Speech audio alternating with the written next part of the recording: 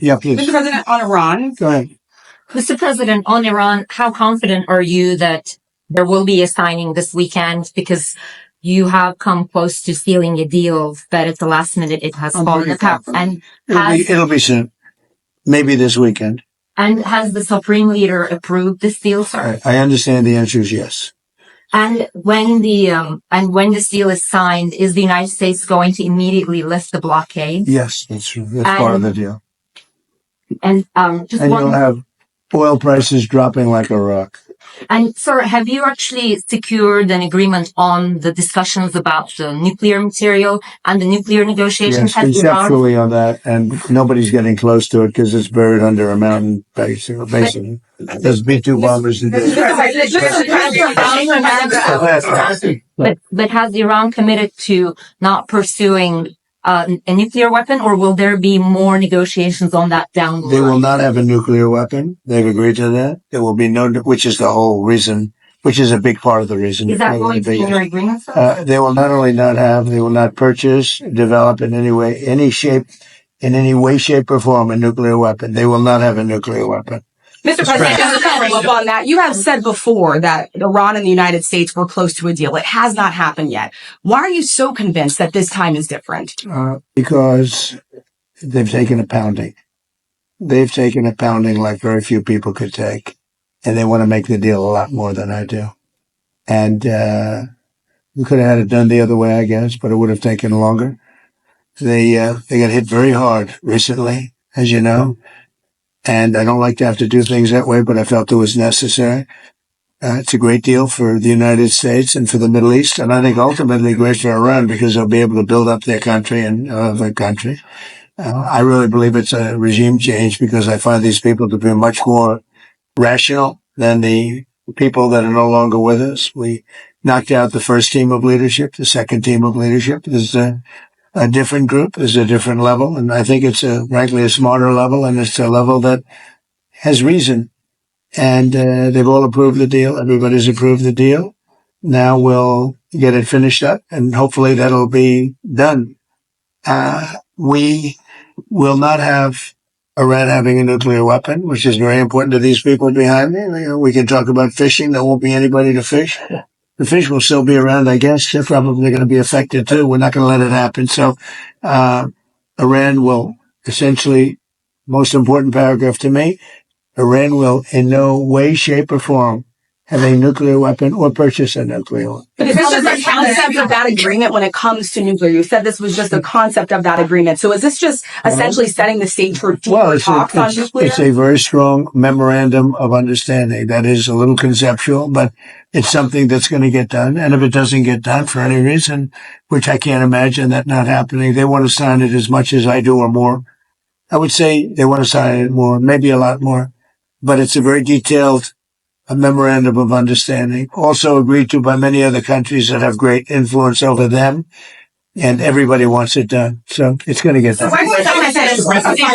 Yesterday that Iran may be tapping along the U.S. Those were the words that you used. What makes you believe that they are sincere this time in wanting to pursue diplomacy? A level of enthusiasm for getting it done. And we were hitting them very hard for the last 3 days. We're going to hit them even harder tonight. They knew that. We told them exactly what we were going to do. We explained it exactly because they had no Navy. They had no Air Force. They had any weapons of detection. They had nothing. And so we could tell them exactly what there wasn't a thing they could have done about it. And we won this war militarily very early on. The only thing we didn't win was the fake news was, no matter if they could have raised the white flag of surrender, and the fake news would say, oh, they did wonderfully. They didn't do wonderfully. But you know what? They've got a chance to build a country. Their country is largely demolished. Again, their Navy is gone. Their Air Force is gone. Their anti-aircraft is gone. Everything's gone. Their leadership is gone many times over. Even many people from this leadership is gone. But we found them to be rational. And they're going to make a deal. Mr. President. And I'll tell you what, it's a great deal. You know why it's a great deal? because they will never have a nuclear weapon.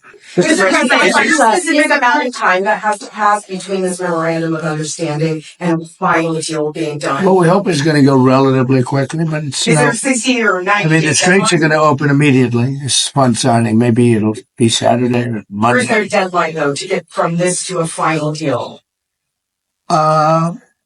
We think it's going to go pretty quickly. I don't want to say a deadline because if I say a deadline, you'll say, oh, he didn't meet the deadline. You know, this is like, it's not going to matter much because it's going to get signed and the strait is open. But the straits have been open for a number of months already, and you just didn't know about it. You know, you as reporters weren't able to get it. I just announced yesterday that we brought a lot of ships through. Nobody knew about it. I guess we did a pretty good job, Peter, right? But we brought many, many ships across, and millions, hundreds of millions of barrels of oil were brought across. Mr. President, And there wasn't a thing that anybody could have done about that. Yeah. is the Cargo Island operation off the table? Are you ruling out? Well, now it would be. If we signed this agreement, it would be. They weren't so thrilled when they heard that that's what I would have done. And I just don't think, I like it great. Look at Venezuela, how well that's worked out. We paid for that war many times over. And many, many times over. We have millions of barrels of oil from Venezuela going to Houston. And we're working great with the Venezuelan government. Couldn't be better. It's a real good relationship, really good relationship. Venezuela's been amazing. This is a larger situation. Actually less oil. Venezuela has a lot of oil. But we think of it, we spent X dollars. We paid for it many, many times. When was the last time you heard that? Many times over we paid for it. Do you ever think you'd see that in this country, right? We go to wars, we end up with just blasting the hell out of people, and we come home, nothing happens. Venezuela was amazing, and this is amazing. Yeah. Mr. President, are you considering using or drafting an executive order to extend FISA or to continue using Section Well, the 202? Congress wants me to do it, and let's see what happens there right now. Republican leadership wants you to do Well, it. you know, I put out a statement, sure. That's Do you very think that important. the It's executive- very important for our militaries. Yeah. Mr. President, on the State of America Act, you're now urging Republicans to add that to the third reconciliation bill. Yeah. What's your perspective on why election integrity matters so much for national security from your perspective? Well, we as need the it for our elections. We need to have voter identification, which you don't have right now on a national basis. We need it for, and the voter ID is very important. We need it for proof of citizenship. Do you believe it? The Democrats are fighting. They don't want you to prove your citizenship when you vote. You know why they want that? Because they cheat. And we also want it with mail-in voting where you have people that are sent 7, 8 ballots, 2 ballots, 4 ballots. And a lot of them sign those ballots, mail-in voting. And we want to be very judicious if you're in the military and you're far away, or if you're handicapped, or if you're sick, or if you're on vacation, that you have but you're not going to, millions and millions. Look at California. They send out millions of ballots, tens of millions. They have no idea what's going on. Those elections are so corrupt. So we have a mail-in ballot, and we have no men in, we had 2 more, no men in women's sports. We're talking about saving America, right? No men in women's sports. Another one, very popular. I think it's 99-1. They say it's 80-20. I think it's 99-1. And we have no mutilization of your children for transgender purposes. So let's see, transgender mutilization of your children. Does that sound good with you guys, generally speaking? You're not into transgender mutilization? Not at all. Not at all, sir. Where your child leaves your house and they take your child from you. In some cases, think of it in 6 states.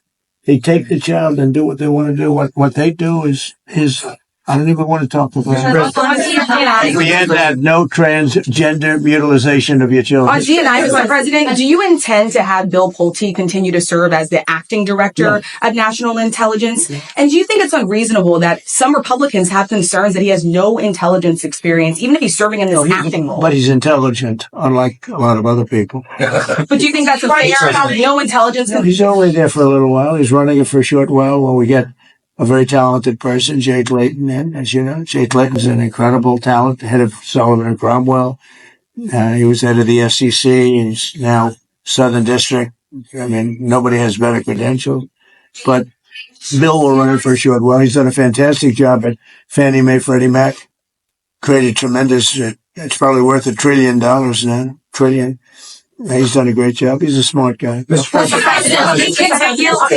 Today's another example of you bringing these everyday Americans into the White House and listening to them. Yeah. How important is it for you to listen to everyday Americans Very important. policy making on a These daily people basis? built the country, not the complainers. The complainers didn't build the country. These people built the country, whether it's fishermen or farmers or anything else.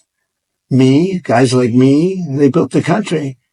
Now, watch all these ingrates. They're always complaining. They didn't build anything. They couldn't build anything.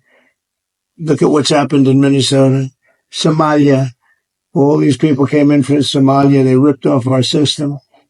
You have the woman who married her brother. She came in and married her brother. Isn't that wonderful?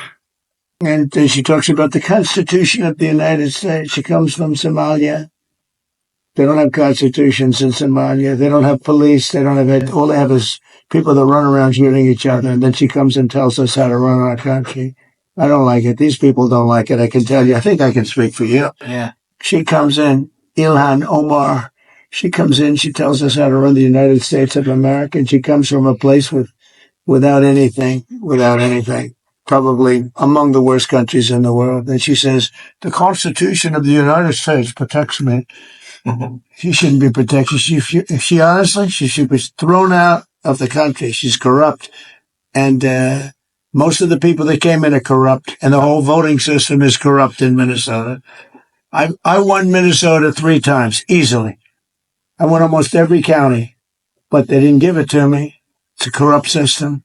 Very corrupt state. The governor is terrible. The attorney general is terrible. They're all very corrupt people. Yeah. Sir, just that supplemental. Do you think there's enough support from Republicans in Congress? I hope so. I mean, any Republican that voted against it would be. McConnell and Collins say they don't. Well, McConnell's an angry man. He, got thrown out of his position. He's an angry guy. He should be very thankful to me because if I didn't win, he wouldn't have gotten to appoint. I appointed the judges. He didn't. He gets credit for appointing judges. He didn't appoint anybody. I did. You know how I did? I won the election. And then I picked judges. And the judges ended up getting approved. And they said, oh, didn't he do a good job? He didn't do a good job. What the hell did he do? I won the election. He's an angry man who's very disloyal to John Thune. John Thune's a good man. He was a loyal worker for Mitch McConnell. He worked for Mitch McConnell. He worked very hard. He was very loyal to him. I disagreed with him a lot because Mitch McConnell gave so much money to Democrats. He gave them money. I had to go get the wall money from the military. I just took it out of the military because that guy wouldn't do anything. He gave it. No, Mitch McConnell's a bad guy. And he's I thought he was lousy at his job. But when they gave him, they gave him a lot of credit for judges, but I'm the one that got the judges. You know why? I won the election. If I didn't win the election, he wouldn't have had any judges. So, yeah. So when did you Say it again? When did you send the supplemental to? You have an send a supplemental, but you have him, you have Murkowski. I've done so much for Murkowski. You have the governor right here. Governor, have I done a lot for Alaska? Is there anybody done more for Alaska than me? You've been the best president for Alaska in our history, Mr. President. I've said that many times. And Murkowski's terrible to us, terrible to the country. Mr. President. And, I almost feel guilty. I do more, probably done more for Alaska than any other state, not because of her, because it's the right thing to do. She's just an impediment. But she's there. She probably will be a negative vote. You have a couple of other. I think Rand Paul's come a long way. Let's see what happens. I think Rand Paul likes Save America. So, because Rand Paul's usually a negative vote. But I think he likes Save America, so that's good. I like Rand Paul, but, I hope he votes for us, yeah. Thank you, Mr. President. The president of the Kentucky Farm Bureau testified before the Senate about a month ago, middle of May. At that point, he said that the pricing and availability of fertilizer was a crisis for farmers. Yeah. And he said the war was not helping that. And he said, we need the government to step in and provide economic help. Even if you do make a deal in the next couple of days, that was a month ago that farmers were saying they were in crisis. Do you think there needs to be federal aid specifically for farmers? No, it's fair. I gave the farmers $28 billion in my first term because they were taken advantage of by China. And I charged China for it. I put tariffs on and China paid us hundreds of billions of dollars. And I took $28 billion out of the tariffs from China and other countries have treated our farmers very badly. I gave them $28 billion, and I'm looking at that actually. Well, The war is the primary impediment, which is now going to come down from Ukraine. You know, a lot of it comes out of Ukraine and other things, but other places. But no, the farmers have a problem with fertilizer, but that's all coming down now. And your fuel is going to be, I think it's going to be lower than it was 4 or 5 months ago. 4 or 5 months ago, we were doing unbelievable. But remember this. If you look at Biden, his oil prices, without saving our country, saving the world, by going out and saying to Iran, you cannot have a nuclear weapon. If I ask these people about Iran having a nuclear weapon and they're going to have to go through some pain, I mean, I don't think I hate to really do it because it's a little dangerous. Every one of these people are going to say, you cannot let Iran have a nuclear weapon because they'd use it. You want to see turmoil? You want to see death and destruction? Let Iran have a nuclear weapon. So, but I am looking at doing a form of help because the fertilizer is going to come way down as soon as this is out. And then a political question, if I can. Next week, there's a big runoff race in Georgia for U.S. Senate. Yeah. You notably endorsed a candidate for governor there. You haven't endorsed for U.S. Senate between the two Republicans. Why not? I may do that, but every time I endorse, they win. It's been a pretty amazing track record. I was 18-0 this last week. And a lot of that are insurgents. What? Do you regret endorsing Randy Feenstra in Iowa? The man running against him was all Trump. And the only one out of hundreds of races, hundreds, I'm glad she brought it up. I'll bring it up. There's a gentleman in Georgia that I endorse who was much less Trump than the other man that won, as you know. And had I been given the proper information, which I don't think I was, I probably would have endorsed the other person, or not endorsed at all, but I would have endorsed the other person. The other person was much more Trump, as you know, than Randy. Mr. President, here in Washington, D.C., there's a Democratic primary for mayor. One of the two leading candidates, Janice Lewis-George, is running a Zoran Mandami campaign. It's focused on socialist policies. How would you feel if she emerges victorious in next Tuesday's? Well, I wouldn't like it, and maybe we'd take back Washington and run it on the federal basis. We won't put up with it. We're not going to lose our businesses. By the way, Washington now is a safe, beautiful place. We had 22 fountains dug that are all working. Not one of them worked for years, 25 years, 40 years, 58 years. The pool didn't work from 1928 it was built. It always leaked because it was done in stone. Now it's done properly. It's not going to leak at all. But, this is a beautiful place now. People are coming. Restaurants are thriving. The restaurants are all closed. Nobody wanted. Now you can't get restaurant space. You can't get into it. We have a thriving community. We got rid of the crime. We're 92% down on crime. Think of it. And we're going to be close to 100% pretty soon. You always have some whack job someplace, but we're going to be close to 100%. So Washington is thriving. Memphis is, the people came in from Memphis, 74% reduction in crime. New Orleans, think of that. 78% reduction in crime. They're the safest Mardi Gras that they've ever had. You know why? Because we sent in people that take care of crime. Chicago should do it. New York should do it. Los Angeles should do it. We'll make them safe places. Thank you very much, everyone. Thank you, press. Thank you, press. Thank you, press. Thank you, press. Thank you, press. Thank you, press. Thank you, guys. You can head that way. Thank you, guys. Thank you, guys. Thank you, guys. Thank you. Thank you, guys.